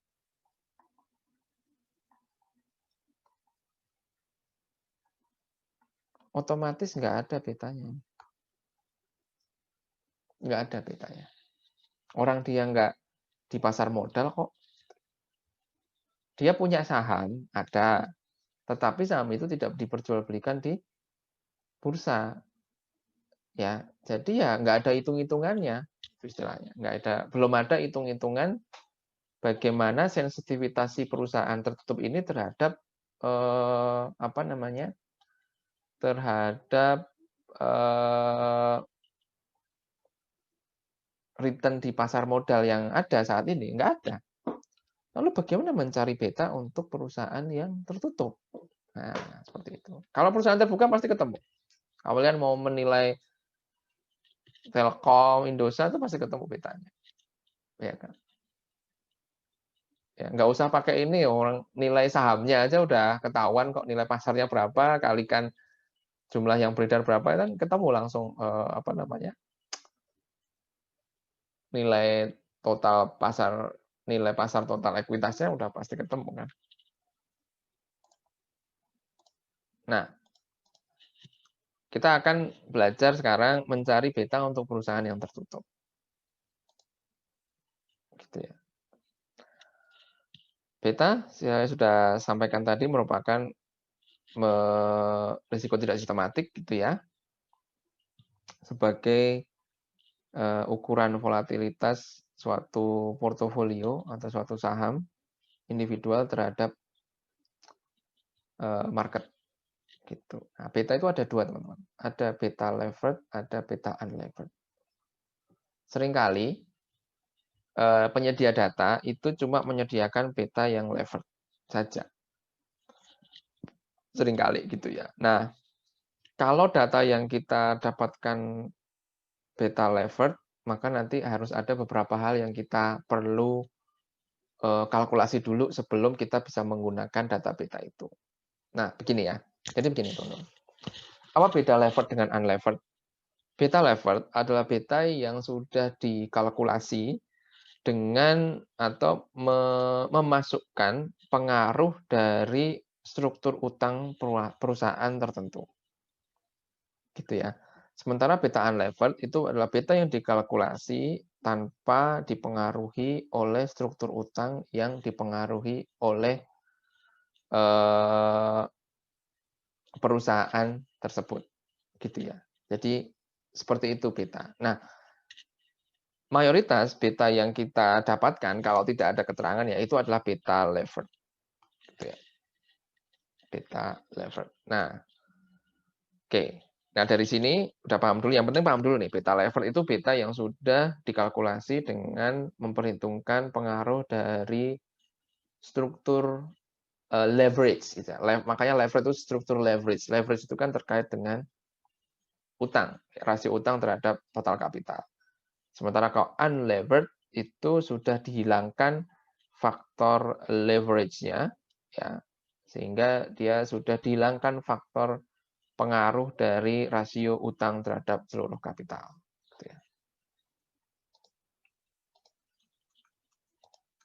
Nah, pada saat kita mencari misalnya, apabila kita menilai perusahaan tertutup, maka harus dilakukan unlevered dan kemudian dilevered kembali sesuai struktur kapital perusahaan yang dinilai. Nah, secara gampangnya gini, saya coba terangkan secara runut ya. Bagaimana apabila kita menilai perusahaan tertutup dan mencari beta untuk perusahaan tertutup? Pertama, kita harus mencari perusahaan pembanding yang ada di pasar yang setara dengan perusahaan yang dinilai. Jadi kita harus cari pembanding. Sama kayak penilaian dengan pendekatan data pasar. Ya, jadi kita harus cari pembanding. Oke, ketemu pembanding tuh, ya kan? Berdasarkan kayak scoring kita kemarin lah, kita misalnya punya kandidat 10 pembanding, lalu kita coba scoring mana yang paling dekat dengan perusahaan ini, kayak gitu misalnya. Ketemu, lalu cari data beta dari perusahaan pembanding tersebut, gitu ya. Cari data beta dari perusahaan pembanding. Oke. Kalau data pembandingnya itu betanya adalah levered, maka ubah beta perusahaan menjadi unlevered. Gitu ya. Ubah dulu menjadi unlevered. Supaya apa? Supaya pengaruh leverage perusahaan pada beta itu hilang. Dihilangkan dulu, dimurnikan dulu. Oke. Nah, udah. Setelah semuanya di unlevered, berarti kan terbebas dari faktor struktur perusahaan itu kan. Nah, baru kita rata-rata. Di rata-rata. Nah, setelah di rata-rata, itu akan kita gunakan sebagai beta dari si perusahaan tertutup yang kita nilai tadi. Gitu. Ya kan? Jadi karena dia dianggap sebanding, kita rata-rata. Dan apa? Betanya itu sudah murni. Sudah tidak terpengaruh oleh struktur kapital dari perusahaan masing-masing perusahaan pembanding gitu kan. Nah, tapi data itu tidak bisa langsung kita gunakan. Kenapa? Karena data yang unlevered tadi ya kan harus kita relevered disesuaikan dengan struktur kapital dari perusahaan tertutup yang kita nilai. Jadi pembanding di unlevered di rata-rata, ambil datanya rata-rata tadi ya, lalu di levered kembali, tapi di levered kembalinya ini menggunakan struktur kapital dari perusahaan yang kita nilai. Nah, begitu caranya kita menentukan beta perusahaan tertutup. Nah, contoh nyatanya begini. Nah, ini saya sampaikan rumusnya dulu, cara mengubah dari levered menjadi unlevered. Ya. Beta yang levered harus dibagi dengan, ini adalah faktor leverage. 1 plus 1 mintek kali persentase debt terhadap equity. Gitu. Sementara, nah ini untuk meng-unlevered yang tadi, yang perusahaan pembanding. Setelah kita rata-rata, ya setelah kita rata-rata, data yang sudah rata-rata tadi kita levered kembali, ya. Caranya beta yang unlevered ini dikalikan dengan faktor levered. Nah, ini adalah sudah merupakan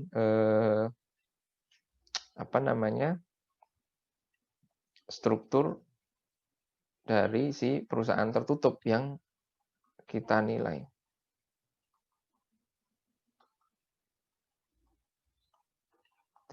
Nah, untuk ke depan ini tentunya harus diperhatikan juga nih teks nih.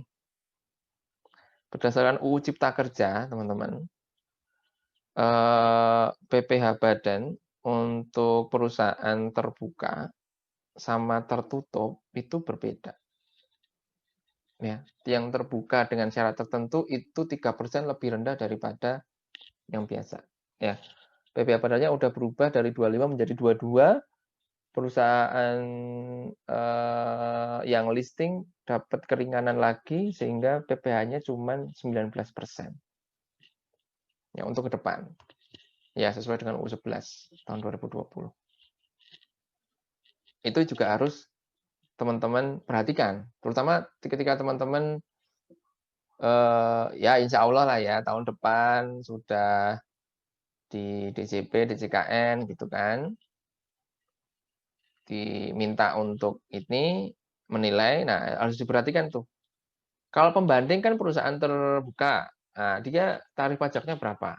Kalau UU 11 ini masih berlaku ya, Undang-Undang Cipta Kerja ini ya. Nah, kemudian ketika kita masuk merelevert ini ke perusahaan tertutup, nah itu tarif pajaknya berbeda. Ya. Kalau nanti dicontoh mungkin masih sama 25% BPH padat.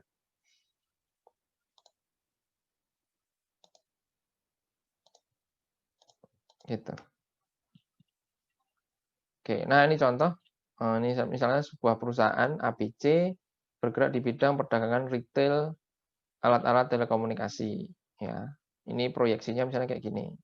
Ya, ini 2014, 2015, 16, 17, 18, 19. Ini neracanya dan proyeksi neraca 5 tahun ke depan.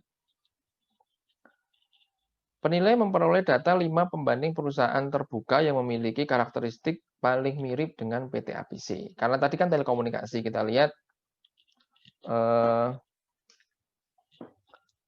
ada perusahaan Trikomsel, Metrodata, Tifon, Era Jaya, dan Global Teleshop. Oke, lalu dicari data levered betanya, nilai pasar utangnya berapa, nilai pasar ekuitasnya berapa. Kalau langsung dapat beta unlevered ya udah nanti langsung di rata-rata aja gitu. Tapi kalau dapatnya levered ya harus diginiin.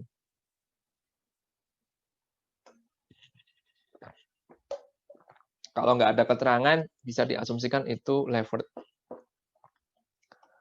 Kemudian beberapa data suku bunga rata-rata pinjaman Bank Persero 11,47%. Ini nanti sebagai cost of debt tentunya. Risk free rate langsung ini asumsinya sudah dihitung ya. Dalam artian sudah dikurangi dengan credit default spread tadi 577. Market risk premium sudah diketahui 8,66. Bagaimana perhitungan tingkat diskontonya? Oke, ada pertanyaan? Ya. Faisal, di Pevindo ada data beta unlevered dan levered. Nah, mantap nih, kata Faisal. Oke, thank you. Sorry.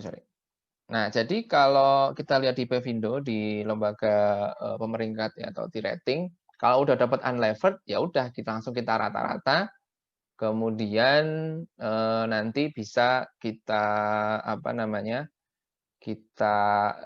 kita cukup relevered ya, cukup di relevered ke perusahaan yang kita nilai. Oke, thank you Faisal. Ini masukan dan info yang sangat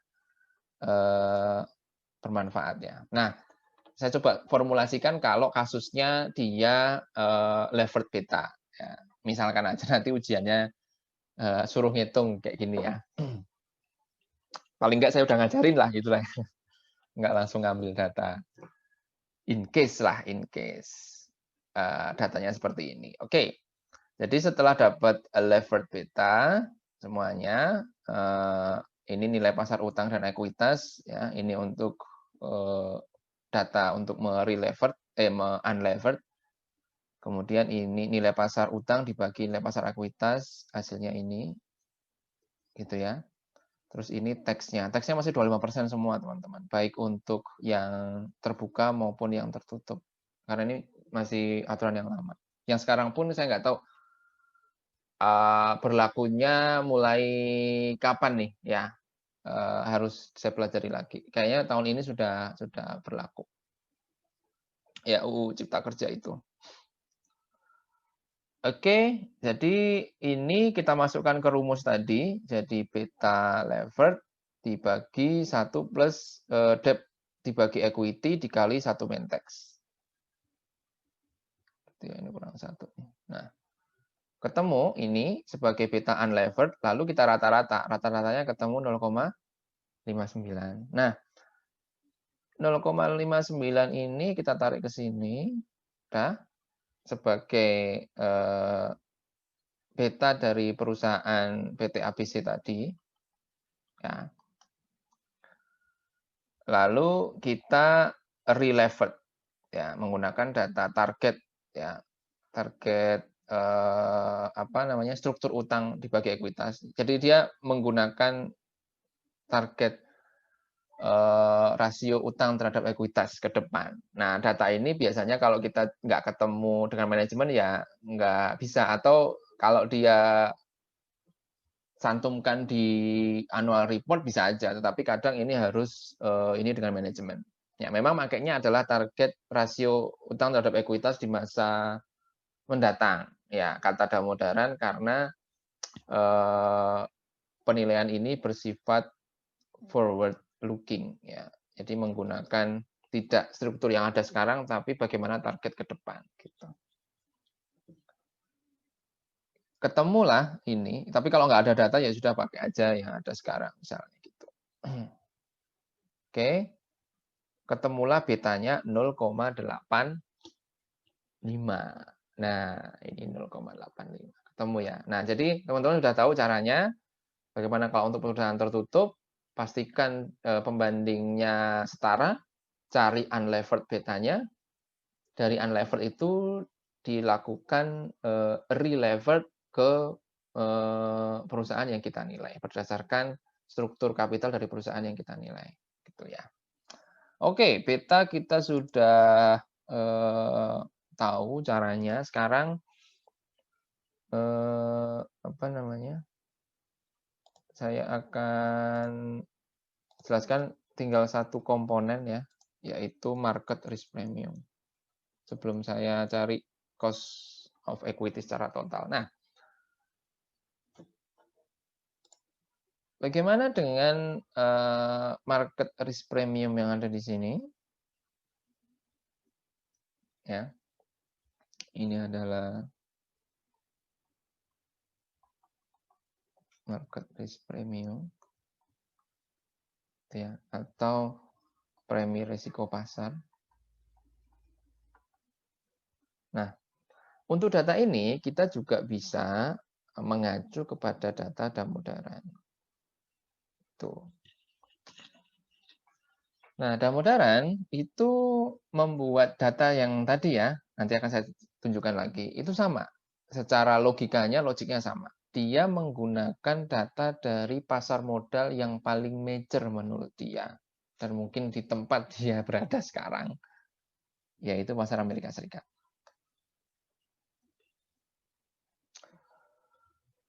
Kemudian, secara sederhana saya jelaskan aja ya. Dia itu kayak menghitung rata-rata selisih antara return investasi di equity dan return di investasi pada treasury bond-nya Amerika, ya, secara rata-rata mulai dari awal berdiri, mulai dari tahun jebot ya, dari tahun 1930-an sampai sekarang, gitu ya, dihitung datanya dengan menghilangkan beberapa tahun yang anomali, misalnya pada saat Perang Dunia atau pada saat bursa tutup ya, misalnya pada saat Perang Dunia II, gitu ya, dari 42 itu ya sampai 45 ya. Beberapa hal di situ juga sempat beberapa tahun di situ ya sempat dihilangkan ya, karena ya memang kondisinya lagi tidak stabil ya, supaya tidak terjadi ini. Nah, itu dia rata-rata semua ya pakai metodologi statistik tertentu, itu intinya. Nah, setelah itu dia dapat ya market return dari punyanya Amerika. Gitu. Nah, untuk negara-negara lain ya, maka dia kemudian menggunakan variabel namanya country risk premium. Jadi untuk negara-negara dengan karena USA ini dianggap paling safe, paling mature pasarnya, maka dia sebagai acuan. Ya. Negara-negara yang berisiko lebih tinggi dari Amerika, maka tinggal mengambil data market return Amerika, gitu ya, atau istilahnya ini sebagai ya major market lah ya, data dari major market data gitu ya, ditambah dengan country risk premium.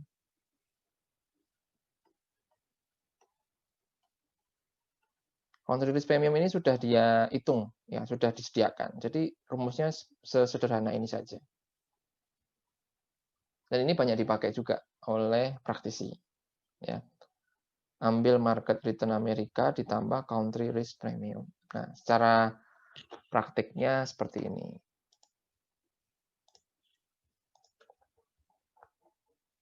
Ya, kita lihat di sebelah sini. Ini ada total equity risk premium. Ya, dia dalam prakteknya dia memang pakai istilah ini ya. Jadi menggunakan market risk premium itu sebagai equity risk premium atau sering disingkat ERP, equity risk premium. Ya, selisih selisih return ya dari investasi di equity terhadap investasi di risk free instrumen gitu ya, equity risk premium atau market risk premium sama aja. Nah, kita lihat Amerika dulu ya sebagai acuan. US 4,72.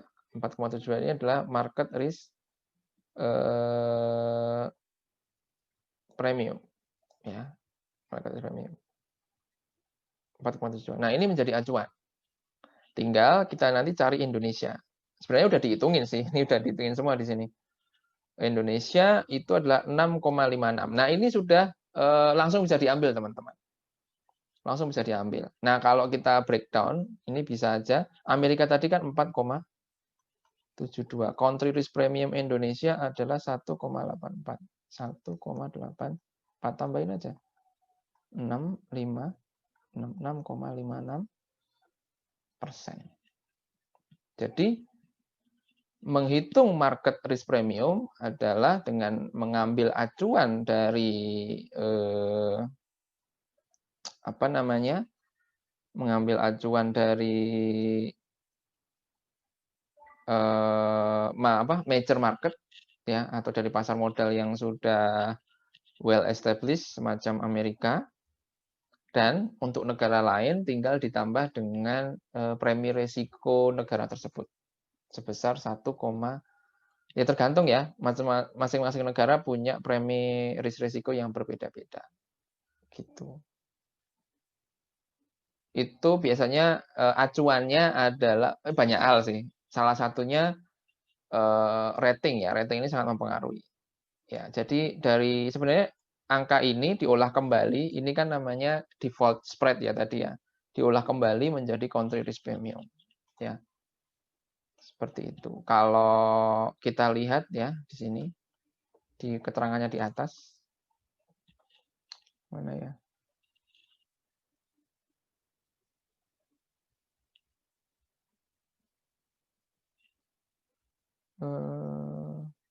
Nah ini nih. You can adjust this default spread to the major market premium to arrive at the total equity risk premium. Oke. Sebenarnya bisa pakai default spread ini, bisa juga. Tetapi kata Damodaran, I add an additional step. In the short term, especially, the equity country risk premium is likely to be greater than the country's default spread. You can estimate an adjusted country risk premium by multiplying the default spread by relative equity market volatility for that market. Nah, jadi sebenarnya country risk premium ini adalah default spread, country default spread ya, dikali dengan ini equity market volatility. market inilah ya, equity market volatility gitu ya. Volatility. Caranya adalah standar deviasi dari equity market di sebuah negara dibagi standar deviasi dari return dari bond suatu negara gitu ya. Tapi ini udah dihitungin semua sama Damodaran, jadi kita bisa langsung ambil gitu. Jadi ini nggak usah dihitung. Terus nanti volatilnya gimana Pak? Udahlah nggak usah dihitung. Ini udah dihitungin semua oleh Damodaran. Ya. Kalau mau cari ya ini, mencari data equity market dari sekian puluh tahun, lalu data Sun dari sekian puluh tahun, lalu cari standar deviasinya, kemudian bagi standar deviasi dari equity market dengan standar deviasi dari country bond gitu.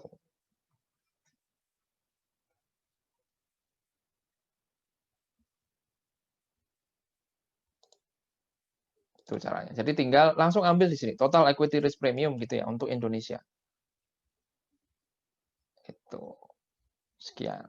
Nah, nanti kalau ditanya datanya dari mana Damodaran. Caranya gimana ini? Nanti teman-teman bisa jelaskan karena Damodaran di sini juga menceritakan bagaimana caranya. Intinya dia ngambil dari Amerika dulu ya, kemudian melakukan interpolasi untuk memprediksi market risk premium dari berbagai negara. Gitu ya. Jadi udah tahu semuanya. Cara mencari risk free udah tahu, cara mencari beta udah tahu, cara mencari market risk premium udah tahu. Jadi misalnya dari kasus tadi nanti tinggal dicari diskon rate-nya yaitu WACC. Pakai WACC ya. Rumusnya jam berapa ya? Oke. WACC seperti ini udah kita pelajari semua. Bobot dari ekuitas sekali cost of equity dan bobot obligasi dikali cost of debt dikali 1 mente. Kalau dari kasus yang tadi misalnya seperti ini, maka katakanlah ini data dari proporsi utang dan proporsi ekuitas terhadap total kapital ya. Biaya utangnya 11,47 ini tadi dari rata-rata bunga bank Persero.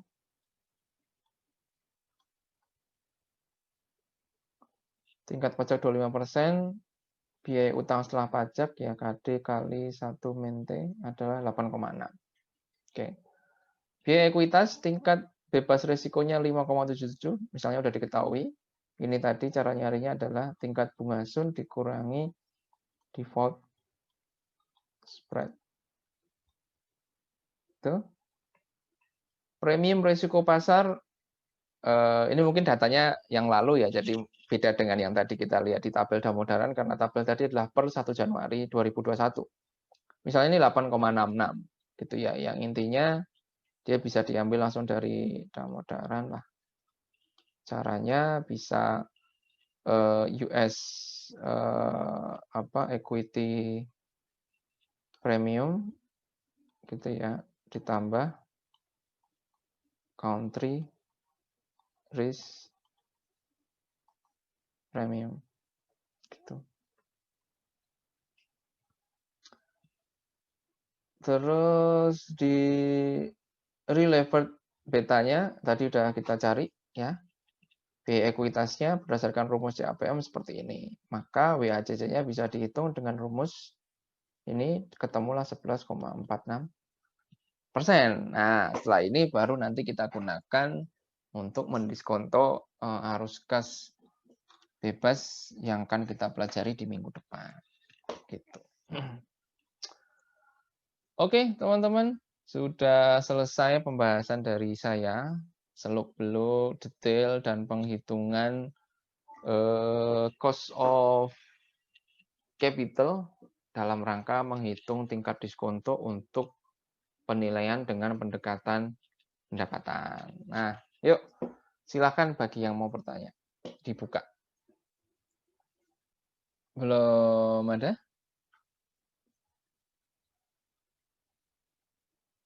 Oke, ya sudah.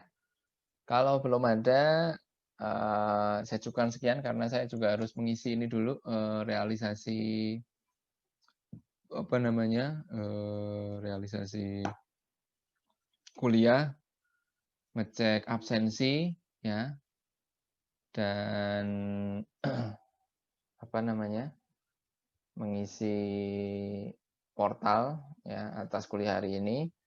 Nanti kalau ada pertanyaan lebih lanjut boleh melalui grup ya.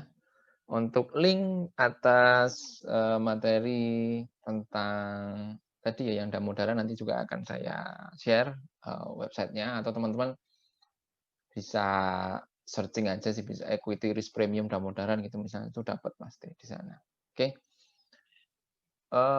Baik, kalau gitu saya tutup kuliah kita hari ini. Terima kasih atas perhatiannya, terima kasih atas pertanyaan ya dan informasi yang disampaikan tadi. Semoga bermanfaat bagi kita semua. Mohon maaf apabila ada kesalahan. Kita ketemu lagi di minggu depan hari Senin ya, insya Allah untuk penggantinya. Saya tutup. Sekian. Assalamualaikum warahmatullahi wabarakatuh. Waalaikumsalam warahmatullahi wabarakatuh. Terima kasih, Pak. Ya, sama-sama.